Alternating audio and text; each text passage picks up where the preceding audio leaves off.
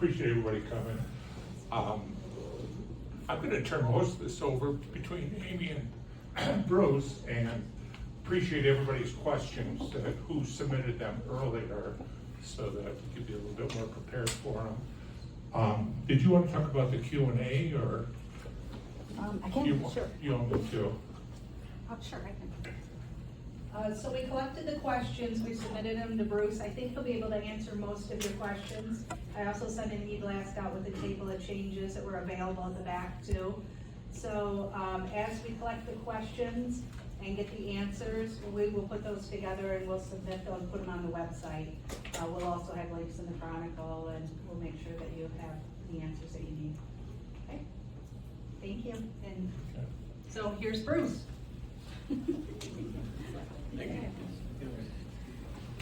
Glad to see that all of you had nothing better on a Tuesday night, to hang out with an attorney for an hour or so.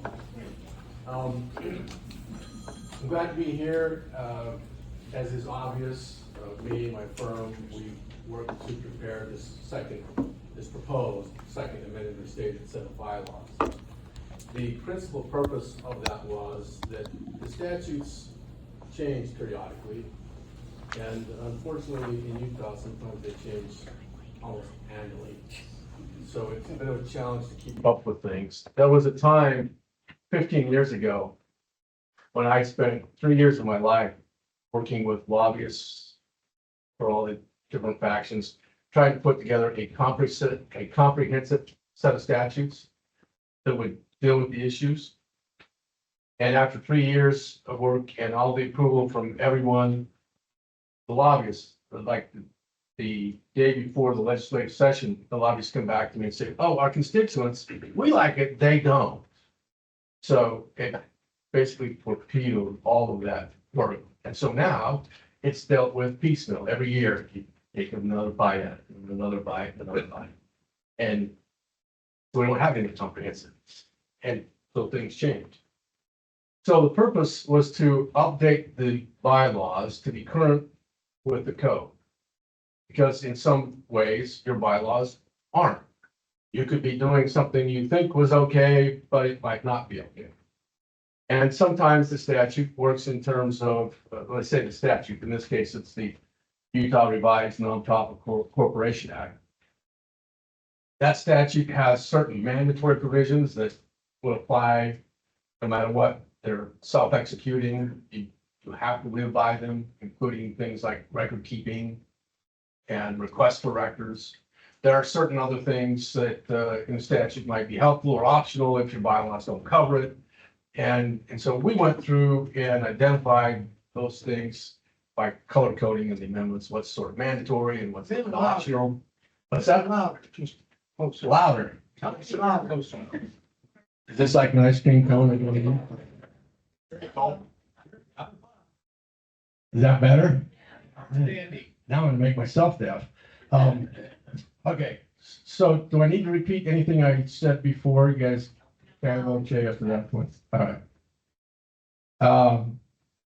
So we went through and redlined all the changes. So there's no question about what was changed here and what was changed there. There was also a few clerical things, capitalizing some things that maybe needed to be capitalized that previously weren't.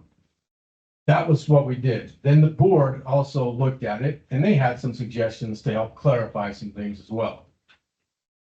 Because it was important that they look at it before you present it to the membership so that we knew that the board was comfortable with what was being provided. So this is the result of that. There's been some questions about, well, what about the forthcoming CCNR amendments? Well, those are forthcoming. They're not here yet, so they're not really an issue. I'll point out to, come on. I'll point out to you. Thank you. I don't want to lick this thing.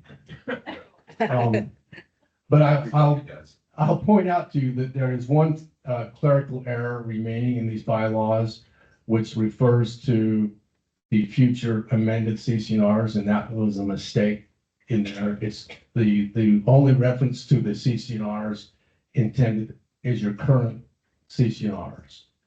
The thought was to get the bylaws amended first and go to the CCNRs second. Well, why that thought? It's a higher threshold to amend your CCNRs, and sometimes, as you folks may know, apathy sometimes rules. It's tough to get everybody involved. It's tough to get their participation. And in the age of technology, people want to vote maybe electronically. Your bylaws currently don't allow for that sort of electronic voting. And part of the reason they don't is because the Nonprofit Act requires on a ballot or a proxy or other instrument indicating an action is being taken, there needs to be a signature. So how do you obtain a signature if the vote is just via reply email? There's no signature. The way you do that is there's a separate title, Title 46. It's the Utah Electronic Transaction Act. And a signature can be anything from a reply email to a code to whatever. So you can basically have whatever become the signature so we can comply with both acts. So part of the reason to update these CCNRs is to make voting, these bylaws is to make voting on the CCNRs easier, obtain greater participation, because it's a lot easier to open up an email, click how you want to vote, send it back, and you're done. It's easier than printing it off, scanning it, signing it, scanning it, sending it back. I'm okay with DocuSign, but still DocuSign is a process, and there's a little bit of a charge that goes to that. So there's the ways you can obtain signatures now, but this integration of the Utah Electronic Transaction Act into your bylaws just takes that full circle and it just closes that loop. And that is how you'll be able to do that. And that's why the idea was, let's amend the bylaws first, clean that part up, and then we'll move to amending the CCNRs. So let me just go to, it went to sleep again, Amy. I'm gonna have to wake it up.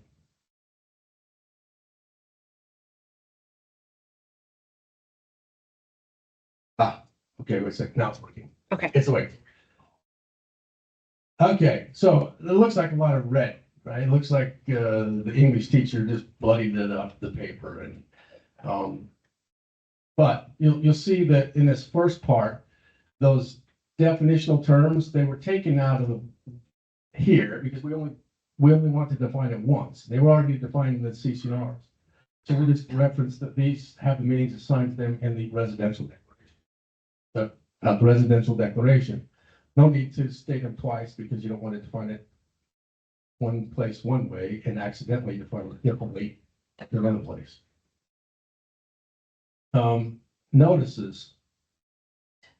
We've included a more detailed notice provision of what needs to go in the notices. Now, some people ask, well, this said not less than 30 days and not more than 60 days. Why did you replace it with not less than 10 and not more than 60?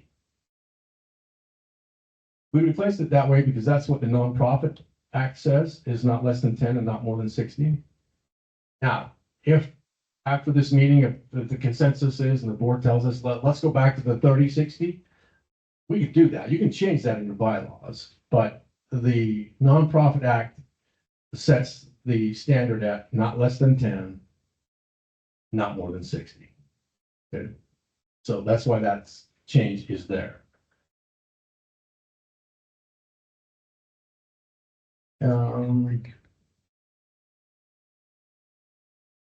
There was some concern expressed about the quorum of being 25% and why that would reduce by half at the next meeting. We didn't frankly change that. That was already in your bylaws. The idea is that if you have so much apathy, you can't even get a quarter of the people to show up, you still need to conduct some business. So you call a subsequent meeting after you adjourn. At the subsequent meeting, that quorum is half, 12.5%.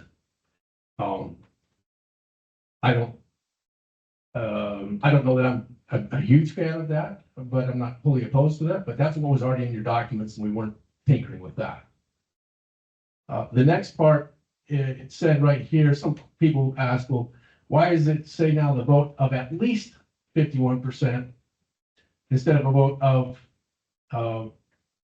the majority, 51%?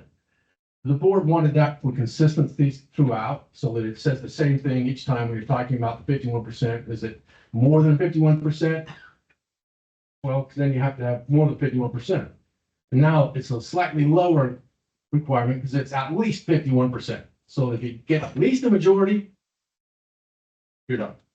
I would also tell you, it's not in here and it doesn't need to be in here, but Robert's rules doesn't let you round up. Now, if you got 50.9%, it's not 51, okay?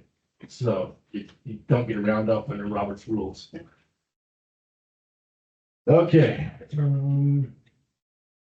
Next.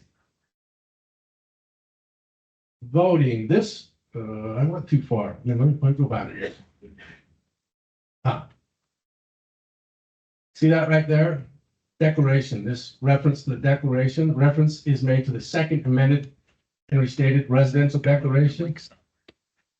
That's the clerical oversight.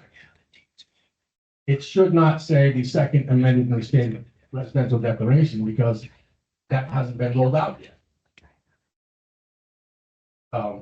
That got pulled back in the process, and so we should have pulled that out in this process. That's the one place we didn't, unfortunately. It should just say in the amended and restated residential declaration, which is the document that you currently are operating under.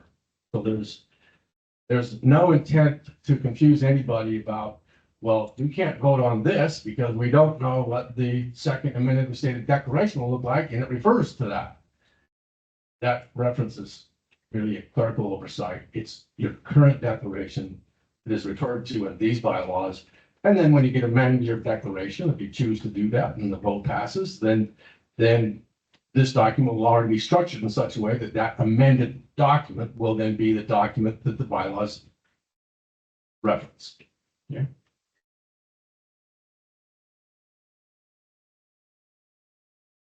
So again, I already talked to you about the notices and why we added that in there.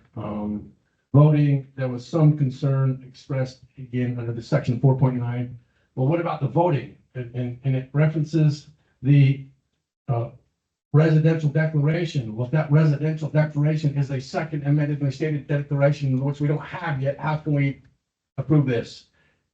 And again, I'm just trying to tell you, I'm sorry that in Article 2, that term carried over. It will be taken out when it's sent out for vote, because it really is just this amended and restated residential declaration. One you currently have in place is the only thing these bylaws will reference.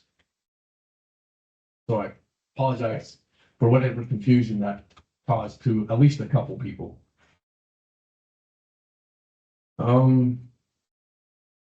Record date, we put this in, just so you know, it's almost never utilized. No one hardly ever cares about it, but it's in there for situations like this. Let's assume Bill sells his house to me. But before he sells, there's a notice of a meeting. But before the meeting, I take title and I move in. Who gets the vote, Bill or me? Maybe. It depends. It depends on this record date and how you set it out. And the Nonprofit Act basically says whoever got the notice is the one that has the right to vote. They got the notice. So it might be Bill. So, so this says right here, now, this is what the Nonprofit Act says. You can change that date, okay? But the Nonprofit Act says that the record date for determining the members entitled to notice of the meeting are the members, the close of business day, the day before the notice is given. So again, and an example I just gave you, that record date, Bill would be voting because Bill was the one that's been around, he got the notice, he's the one that knows the issue. I'm the newcomer, I don't know what the heck's going on, but I just showed up and I'm asked to vote. Yeah, you can argue that either way, but that's what that record date is all about. No one asked any questions about that, because probably no one cared, but I decided I would explain it. Anyway. Yeah, I care. All right, we added in here, to be clear, the issues of the use of ballots. The way the Nonprofit Act sets it up, you can use a ballot. Let me step back a little bit. The board can determine in a voting matter whether there will be a meeting and a ballot's passed out at the meeting, or in lieu of a meeting, you can send out ballots that can be sent back in, and you don't even have to have a meeting. You can use a ballot without a meeting. It really helps increase the participation, because you know how it is when you set the annual meeting of one day at a single hour, and you're expecting everybody to adjust their schedules to show up. It doesn't happen. The ballots you can use as long as you give more than 15 days notice for the return of the ballots. And I usually tell people to give like 45 to 60 days time to return the ballots. It's much easier to cast your vote when you got 40 days, 45 days to do it. And that's what the Nonprofit Act allows for. So we included that in there. It also, I found, and some people, how many here like proxies? Or let me ask you this: is there any people who've had bad experience with proxies in HOAs? Yeah. Okay. It was such a bad experience in Arizona. They disallowed the use of proxies for election of board members, because they would find people would go around. Sorry, I need to lick this microphone. People would go around and gather a bunch of proxies to get themselves on the board, and they would sort of jerry-rig the elections. And so Arizona said, there's no proxies used at all in the elections. The ballot sort of takes care of all that, because if it takes a minute to figure out on a ballot who you're going to choose to show up at the meeting to vote for you, in that same amount of time or less, you can actually say, oh, here's the issue, I'm voting that way, and that way, and click and send in my ballot, and I'm done. So it takes out a lot of that abuse and makes it, again, a lot easier. Okay, we added some qualifications to the board, which the Nonprofit Act doesn't necessarily cover, but we said if the director conveys the lot, or the designated representative of the corporation, if they convey the lot, at that point, they would cease being members of the board. If they're on the board, they convey their lot and they're done. Okay, we just add that. You got to be basically a lot owner to be on the board.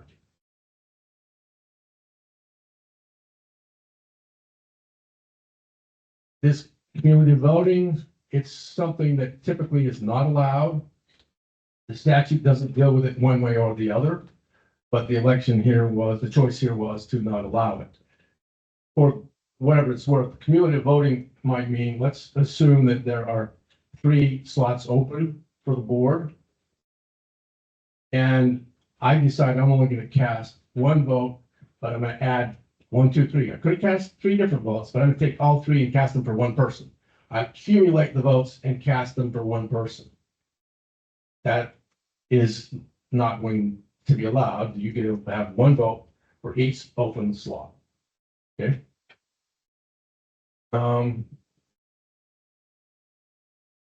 This part right here, and that is not in the statute about if you're in violation of the declaration, you're not going to be eligible to run for a board member. But that was something that, in discussions with the board, seemed like a good provision to add in there, because you want someone who's going to, if they're asked to be enforcing the documents, they ought to not be in violation of the documents when the board is kind of thing.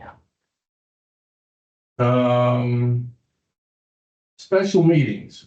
Someone raised the issue about, well, there's a little bit different process for special meetings of the board than there is of the members. And why is that? Well, it's because that's the way the statute treats it. Special meetings of the members can be called at any time by the board, but also can be called by the membership. That's the beauty of a special meeting. If the membership feels like, hey, this board's not listening to us. Yeah, I'm feeling with this mic, aren't I? This board is not listening to us. We need to get their attention. We're going to call a special meeting, and there's a process provided to do that. And that's why that's in there. We didn't really change anything about that process other than we clarified it, and we identified right here that the special meeting of the, but I'm on the board. Oh yeah, sorry, this is a special meeting of the board. I'll get to the members in a minute, but special meeting of the board, this is the process for that. There's an open meeting provision. This was your old stuff. We moved that and put it down here. Oops, went too far. And we put in provisions that are consistent with the Utah statute in terms of what is required in an open meeting and what can be done in a closed meeting. Okay.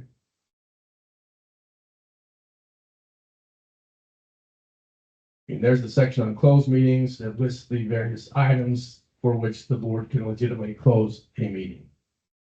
Discussions with attorney, discussions about contract, sensitive matters, personnel matters, that kind of stuff.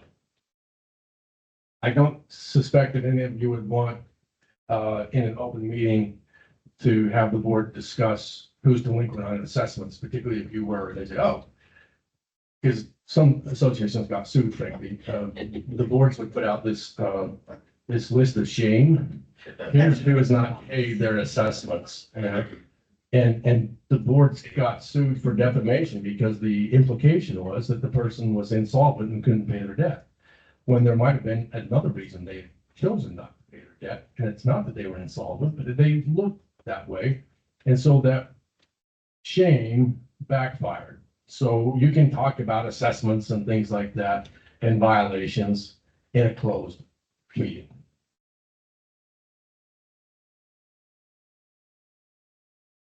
This is for the conflict of interest. If the board has a conflict of interest, and when the board has the statute, the Nonprofit Act deals with that. I would tell you that the Nonprofit Act's dealing with a conflict is much narrower than people might want. It really has to be that the board has a financial interest in the transaction for it to be a conflicting interest transaction under Utah law. Again, just to pick on Bill for a moment, if Bill owned a landscaping company and that landscaping company is making a bid to do the work here, well, Bill ought to disclose, hey, by the way, I got ownership in that company and I probably should not vote on this issue. The other thing that statute provides that if Bill did vote, but his vote really wasn't determinative of whether or not the bid was awarded, you don't throw that vote out because his vote wasn't needed anyway. But it is best if someone that has such a conflict doesn't participate in the vote. Yes. Just quick, how did we let Cole West get away with that for so long? Declarant. Yeah, the declarant does a lot of things. And if the declarant's in control of the board, they might not ask me the question. I mean, I know it's past this, right? So I just thought it's funny that if that's been in effect all this time. And even if they knows how Cole West was. yeah, I understand. This talks about notice of board members' meetings. The board can give notice. We have our meetings every month on this date if they want to, or they can just send out notice in advance. Frankly, in Utah, the only people who are entitled to that notice are people who request that notice. Notwithstanding that, I think Amy and the board give you notice anyway. But under the law, it's really, you have to send a request saying, I want notice of the board meetings.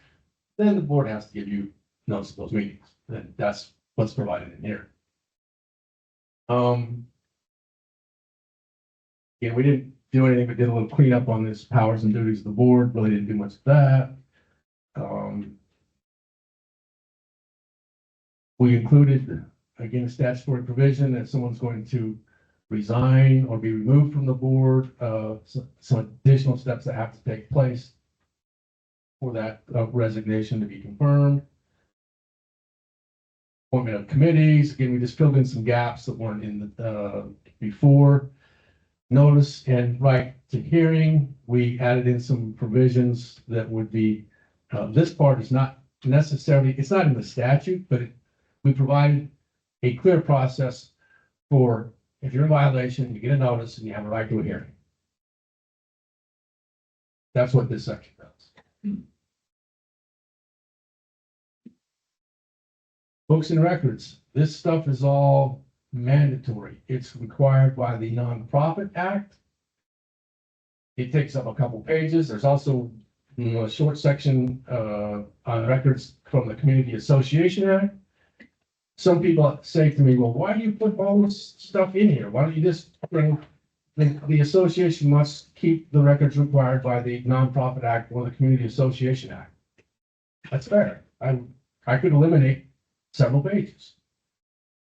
It's just been my experience over time that boards may not know how to find the statute. And if they find it, they might not know how to interpret or apply it. So for me, the default is put it in the document, because then they can't say they couldn't find it, that they didn't know. And the members also can then find it and know it's right there in the document, as opposed to having to go find the statute. So this is all about records. This stuff you see taken out here is all the transition. Okay, well, there we go. Cut out for a second. Is all the transition period from the declarant. And that's all gone. The declarant's gone, so that's all been removed. In this miscellaneous section, we clarified the manner of giving notice. It could be by electronic means, text message, email, any of those means. And down here, yes. Yes.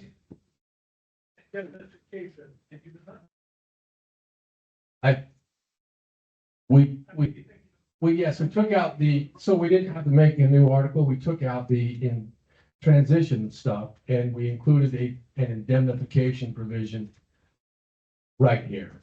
Was there no indemnification previously in the agreement? The Nonprofit Act provides for indemnification, whether your bylaws do or not. So it didn't state it in your bylaws. And I'm not objecting. Yeah, it didn't. Indemnification, but the indemnification that we have put in here is kind of limitless. Arising from them being on the board rather than just acting responsibly.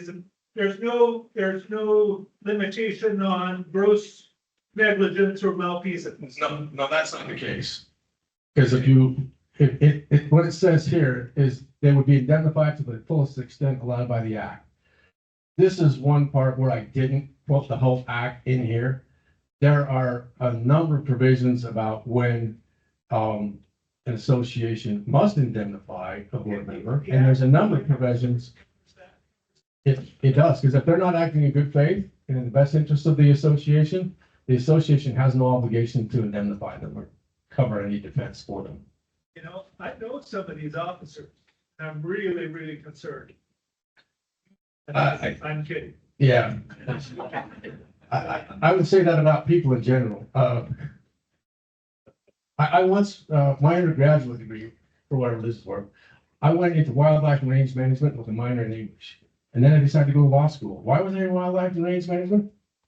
Because animals are a whole lot easier to deal with than people. You know, if a bear's gonna eat me, I kind of know that. You know, a person might act like they're my friend and take advantage of me. I don't know. So yeah, people are people. I think you have a good board. I think you guys are good folks. All right. So here's the detail, so that if notice is given by electronic means, such as an email, then notice is effective and deemed received within 24 hours of being sent. And there's no rejection or undeliverable notice. We just sort of spelled that out, so if You give a notice, electronic means, hand delivery. However, you know the time frame from once you then have to operate. Okay? That's it. Let me look at the questions and see if I missed any. I think I covered most of them, but let me see if I missed anything. That one. That. Notices, skip that. That. Can you cover what is this new organization? Whose bylaws these are? Is there a difference between a master residential and an HOA? No. So,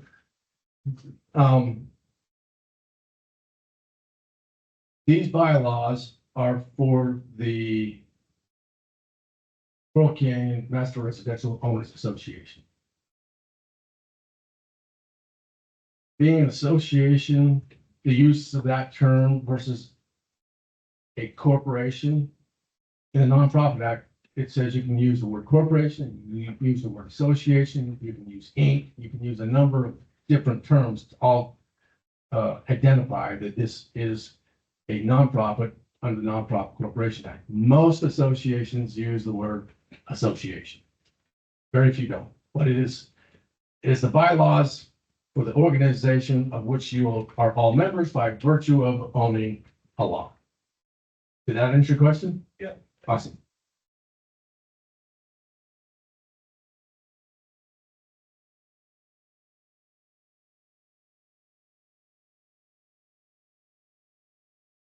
There was a question about why can the duties of the secretary be assigned to, say, the manager for the association? And then if you could make such an assignment, why do you even have a secretary? I put that in there because it's been my experience over time that the boards and the association look to their management company to keep the minutes. They're the ones actually writing it down. And so if they're doing it, I don't want someone to say, oh, those minutes are no good because, Jane, the secretary, or Joe, the secretary, they didn't write them. That person wrote them. But there still is a function that the secretary must perform. The secretary of the association should be looking at those minutes and confirming that those minutes are consistent with that the secretary understood occurred at that meeting. Also, under Robert's rules, minutes are not hours, meaning that you're not supposed to try to cover every conversation. And if you do try to cover every conversation, then you only create more problems because then the person will say, that's not how I said it. You changed what I said. So really what minutes are the documentation of an action, a motion, a second. A vote, it passed, it didn't pass. That's really what the minutes are about. Now, sometimes there's more and there's more context, and yes, you need to identify if you had a quorum present and those sorts of things, but that's why I put in here that those functions could be assigned to the management company. So, are there other questions from the group here? Yes. Okay. A little confused there. I don't understand. That's my job, is to keep you confused so that you keep me here longer, so that. Okay, Okay, line 22 of our page. I'm okay. sorry. Line 22, This page, which line the 20? page that you gave us here. Oh, of the changes. Here, Bruce, you want- And I imagine these are proposed changes? Yes, these are Okay. just identifying the proposed changes and what section of the statute All right. would apply. Okay, it says here, to allow the board to take action without a board meeting pursuant to Utah code. Yes. How would the board come to consensus if they don't have a meeting? The second question goes along with that is to grant the board emergency powers to manage the association. So if they could do this without a meeting, decide on this. So, I mean, give me a good example why we need this, because I'm just reading it, I'm going, this is not a good idea. yeah.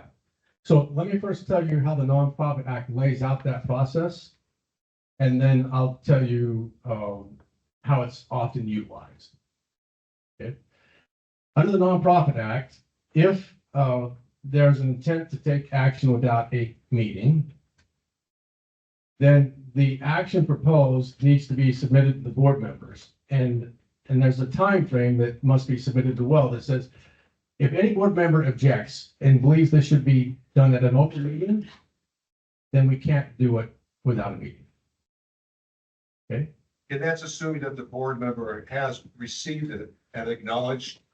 Yes, that's the assumption that, Why? Let's Make assume- assumptions, do you know what they say? yeah, it makes an ass out of you and me, I get it. No, Um, no, just you. Yeah. So That's, no, not personally, just mine. the email goes out, says, from, let's say, I'm picking on Bill tonight, I'll pick on Bill again.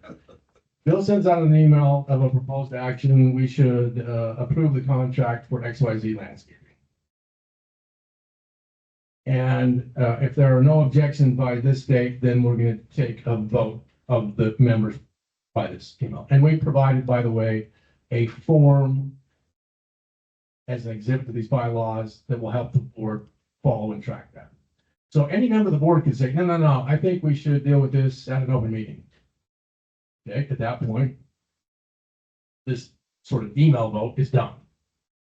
If no one on the board objects, then the vote can take place and the majority of the board vote will take place and rule. And at that point, then at the next meeting, then you should announce to the membership that this is the action that was taken. And here's the record of that action. The Nonprofit Act allows for that, and you can fair question, why? In a lot of associations, the board members aren't always present. I know you can have Zoom, right? But they're not always present. They might live out of states for part of the year. It's tough to be in a meeting. Even if they could all get on Zoom, they're not always available by Zoom. And frankly, I'm not speaking of your board, I'll just speak of others that I see. It is common practice for them to communicate by email. There's a beauty in that, and there's a danger in that. I understand. That's where the Nonprofit Act comes in to say, if you're going to do that, here's a process, and you need to follow this process. And we've included that in your bylaws. It's a statutory right. It could be eliminated, I guess, but in all the bylaws that I'm familiar with, people have either had that in already or have asked that we include it. Did that answer your question? I'm still not sure how we, as just residents, can be assured that each board member has received an acknowledgement. I mean, you're saying if they don't acknowledge with a no, I don't like this. Well, then if they don't timely respond to say, no, this should be handled at a meeting, then it can be handled outside of a meeting. And there will be a record of that. And how would you know? You're able to request those records, including what occurs on an action without a meeting, and you could look at that if you wanted to question whether they followed the process. But at least the Nonprofit Act provides for a process and doesn't allow the boards to take action without a meeting and not document it and not follow through with that. The other thing about a meeting is the Community Association Act defines a meeting of the board as any time when the board is convened and they could take action. There are some attorneys up north that have said, oh, we'll just put on the board agenda that we're not going to take action tonight, and so we're not going to give notice to anybody. I'm not one of those attorneys, okay? Because anytime someone's together, they could take action, and sometimes they will, even though they said they wouldn't. So every meeting is going to either be open or closed, if it's allowed to be closed, or the process for following action without a meeting that the Nonprofit Act says is good, that process is allowed. Other questions?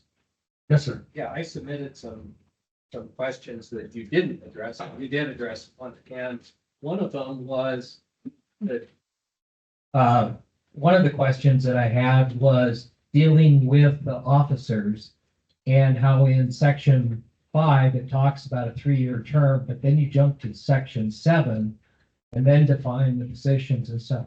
I found the document confusing because I'm reading through sections and seeing president and officer and secretary, and it didn't make any reference. And then it talks about a 1-year officer term, but can they serve multiple terms? Yes, fair question. Yes, I do remember that question. Sorry, I didn't address it before. It's somewhat of a common question and somewhat confusing for people, unless you deal with this stuff regularly. So for me, the easiest way I've found to describe it is this, and hopefully this will help. Corporations are kind of like pyramids, okay? With 3 levels. The bottom level, the biggest group typically, are the shareholders or the members. The members then elect a smaller group, the board of directors. That's the middle group. The board of directors then within themselves appoint officers.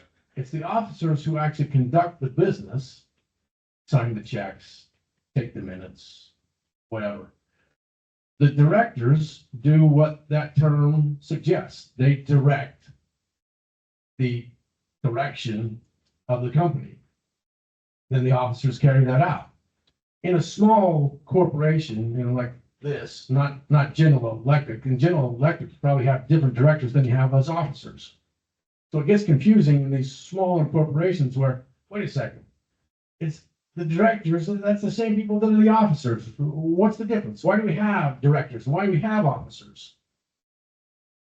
Because that's the way corporations are set up. And you're a corporation, and that's how the Nonprofit Act sets it up. And so the members elect the directors, in this case, for a term of 3 years. What is their function? There's duties spelled out in the bylaws of what their duties are. Then why do we need officers? Oh, because when someone goes to sign the check, our world requires an officer. So president, vice president, something like that. So they're officers. Those officers serve a term of office, in this case, for 1 year. There's no, in your bylaws, there never was, and we didn't insert one, there's no term limit. So if someone's, sorry to pick on you again, Bill, but if Bill's elected for a 3-year term, he might serve 3 terms as the president, because the board might have said, hey, you did good the first term, you want to serve a second one? Because no one else wants to, and so and then by the time you serve 2, they say, you're still good for the first 2, you want to hang around for the third? I lost the coin toss. You lost the coin toss, yes. So sometimes it ends up that way, but the board of directors, the only way I can really explain it and whether it resonates with you or not, I don't know maybe how else to do it, but the directors are elected by the members. The directors, that same group of people, the members just elected, amongst themselves, they get to appoint who's the officers, president, vice president, secretary, treasurer. And those appointments just last for a shorter period of time than the directorship for which they were elected to by the members. So let me clarify. Yes. With my 2 questions that you've addressed, Yes. I had 2 clarifying comments. One was. You're not licking that microphone, Mike. Oh, sorry. All right, let me try again. So in the section 5, I said something about a reference to more details in Article 7. So that a reader doesn't have to go through additional sections before they understand the different officers and their terms and things. Also, the clarifying point would be that an officer could serve multiple terms, because it leaves that question unanswered. It leaves it unanswered, and because it's unanswered, the default answer is you can, because there's nothing that says you can't. Could we add in there, and you can serve multiple terms as an officer? We could. Is it needed? It's not. If someone wants to tell me to insert that, then I'll have the board tell me and I'll insert it. But it's not effective without it. Let me put it that way. So you're talking about Article 5, the reference to directors here, this whole article on directors. What you're saying is, why don't we add something in that Article 5 about officers? No, No? no, what I'm saying is that in that it refers to the 3-year term, Yes. but it doesn't say anything about the information on the officers or their terms or the positions of the 4 officers until Article 7. Right. And that's So I'm intentional. reading through and That's seeing, intentional, because they're two different functions. but I'm seeing in reading through section 5 and other, or Article 5, the terms president and secretary with no explanation of who they are, or what they are. And that doesn't appear until Article 7. Just clarification. Hold on, let me look.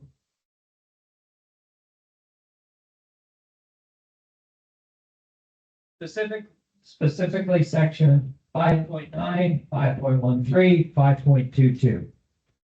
Yeah, let me get there.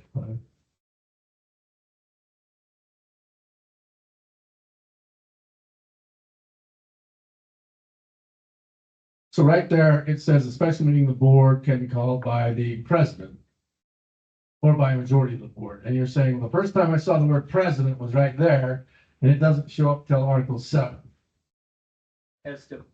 As defining that as an officer. Yeah. About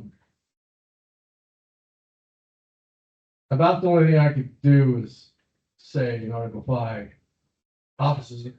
offices are defined in Article 7. And that might save the reader having to read down to Article 7 before they see that. I mean, we could do something like that, but I hear your point, okay? So, next question. Yes, ma'am.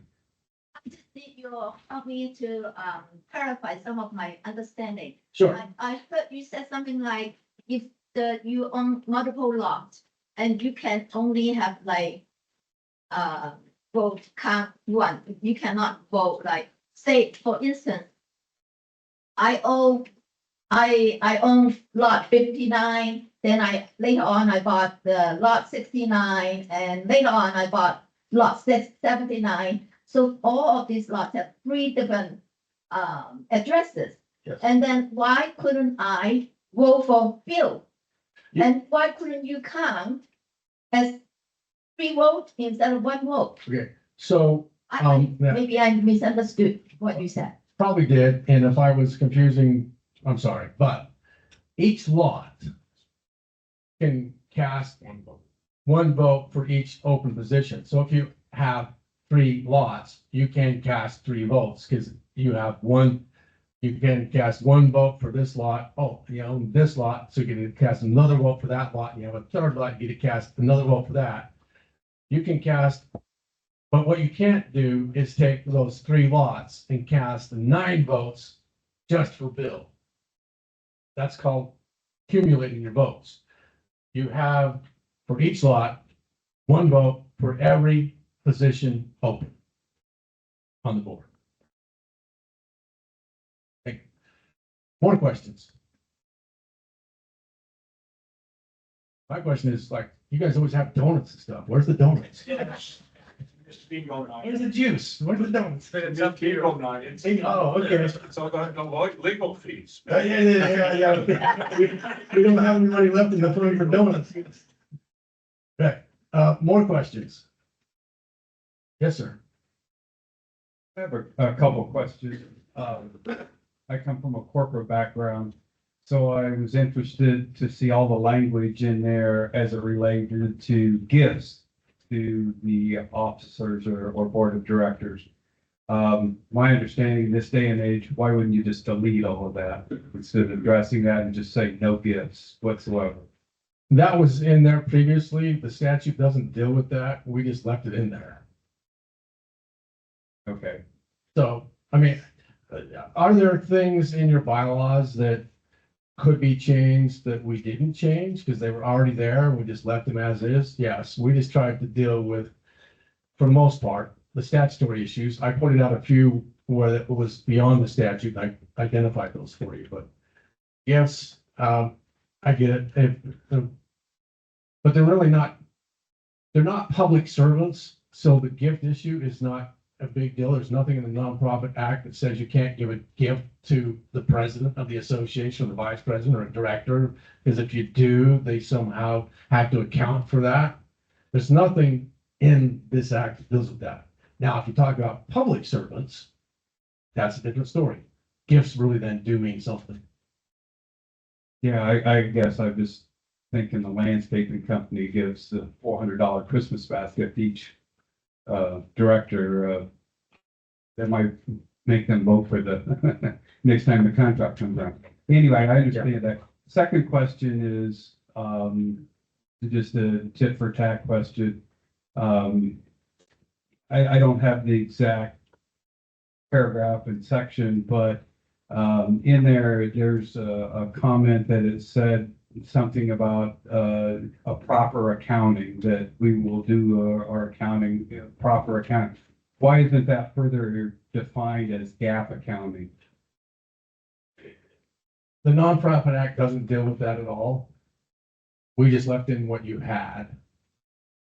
I understand why you might say, why isn't that GAAP accounting? Because that's generally accepted accounting principles, right? I get that. But again, remember what I said at the beginning. This was an exercise in bringing your bylaws current to code. There's nothing in the code that deals with that. So I wouldn't have any objection to adding that, but I had no need to add it either.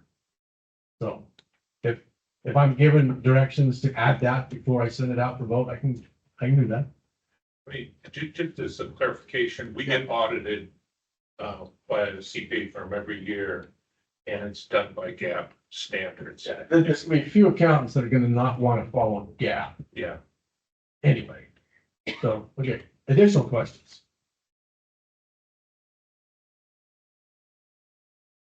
Does that mean going once, going twice? So, oh, One last one. he's gotta bring the donuts. As we approach, an election, you talked about apathy, and I agree completely. That's the thing that really kills us, because we can't get enough people to participate. We have one vote per parcel. So do I understand correctly that we have to, on the first attempt, we have to get 51% of those people to respond? Oh, hold on. Is that a quorum for us? No. 25%, but No, that's to get elected, I thought.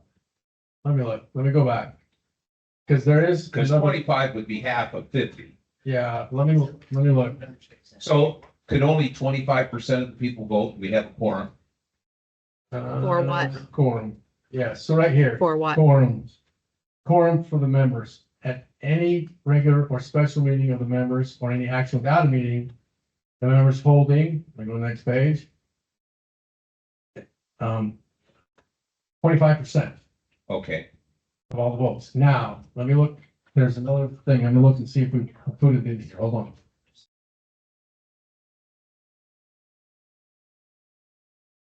I got kind of lost when it was talking about 50% or greater than 50%. Then At least.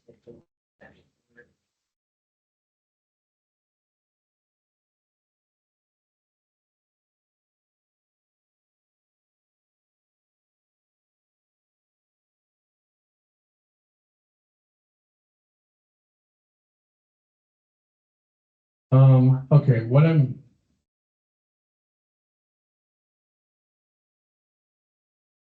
Here it is, and I need to stitch this together. You'll see when I mean by stitch this together in a second. Here's your quorum requirement, 25%.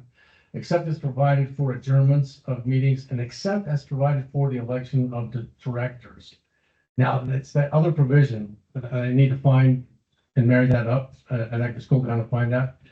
But the Utah Nonprofit Act requires a quorum of the members for everything except election of directors. Oh, okay. So the old idea that we didn't have a quorum, therefore the people that elected, they're not the board and they have no authority to do anything. We've embodied that in your bylaws so that even if you don't have a quorum when it comes to the election, you can still have an election and still elect your board members. Because that's the one thing in Utah that you don't have to have a quorum for. So you don't have to worry about a reducing quorum requirement when you just are dealing with election of members. Now, if you're looking to amend the bylaws, you're looking to do something else, and you need a quorum, then you have to get a quorum. So in theory, you announce that there's going to be an election for new board members. And 35 people vote. That's enough. In theory, that's enough. So the other thing that without this 25% quorum requirement, the default in the statute is if anybody shows up, that's quorum. You could have one person show up, technically. And if you didn't have a higher percentage stated in your bylaws, the default in Utah, if you don't state a quorum requirement, one person shows up, that person can say, this is what I want, and that's what you get. And so ours is 25%. Yes. And if 25% doesn't show up, we do it again. Yes. And then 12.5% is what happens if 12.5% don't. I don't think, let's see if this one allows you to keep reducing.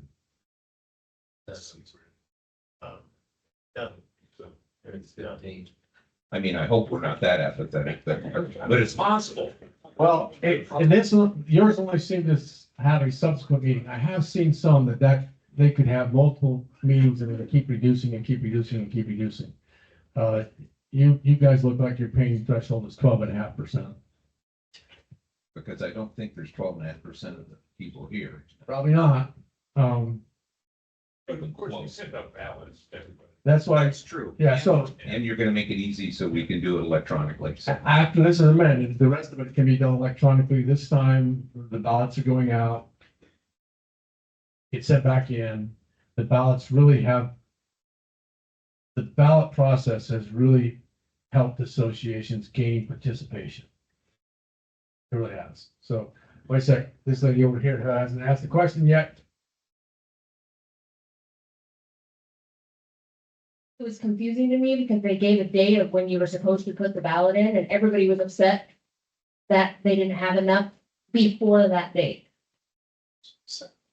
You know, and so, so they had to change the meeting out. Like, I couldn't get my ballot in before, I needed to talk to my husband, but everybody's getting mad because they didn't get enough before that date. Yeah, so So that's just fascinating. yeah, so one of the things that the Nonprofit Act requires when you use a ballot without a meeting is you have to have a deadline. And so if that deadline is set and people don't respond by that deadline, well, then we, Couldn't get mad before the deadline. well, that might be my fault. What I do is I tell boards, set the deadline out a bit, and then if you notice that people haven't been participating, bug them, you know, your participation is important, please vote. Here's another ballot if you lost yours, please vote. So you might get bugged a time or two before the ballots actually due. Well, that's fine, but they said, well, we don't have, they were needing to change the date. So you need to make that due date earlier before the meeting, so you know what I mean? Maybe, Because they were getting mad that the date that the ballots aren't in before the due date is confusing when I have this much time. You know what I mean? so ultimately, I think I understand your question, but what controls is the date stated in the ballot from when it's due. And if you wait to that last date, you're good. Even if someone tells you, well, I want it before then, So you're still good. But I can understand why they might want you to cast it before then. Right, Right. but you shouldn't be getting mad until after that date. Not mad. Encouraging, yes, is okay. Not the board, Bad is not- the other people in the community. Well, I can't control everybody, yeah, so. Yes, because of that. Yeah, I understand. So, I'll take one last question from this gentleman in the blue. Okay, yeah, just point of clarification. So the bylaw voting, is that 51%? Because what you were, and Dick talking about was the officers and the directors, and that was the quorum and the 25 and the 12.5. But for the bylaws to pass, we need 51%. Okay, yes. I know it's in here, right there. Yep. You need 51% of the votes eligible to be cast. So assuming that, you know, you turn on your assessments or whatever, it's 51% of everybody. So not just, so that quorum requirement, there are heightened quorum requirements and there's some actions that there is no quorum requirement because it just requires 51% of everybody. And that's what this would require. Okay, thank you for coming. I'll let you guys go home and enjoy some dinner or whatever else you have on the schedule.